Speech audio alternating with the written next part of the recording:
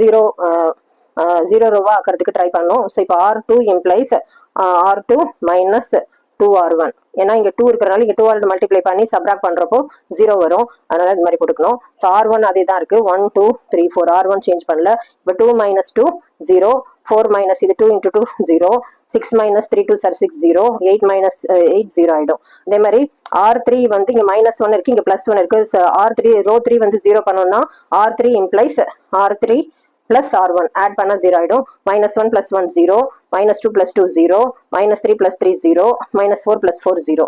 So number of non zero rows வந்து ஒரு ரோல தான் 0 இல்லாம நம்பர்ஸ் இருக்கு. So number of non zero rows equal to 1 ரோல தான் இருக்கிறதுனால இந்த ரேங்க்கு தான் simple, rank of A equal to 1. So இது வந்து ஆப்ஷன் ஏல இருக்கிறதுனால ஆப்ஷன் ஏ தான் கரெக்ட் ஆன்சர். தேங்க்யூ.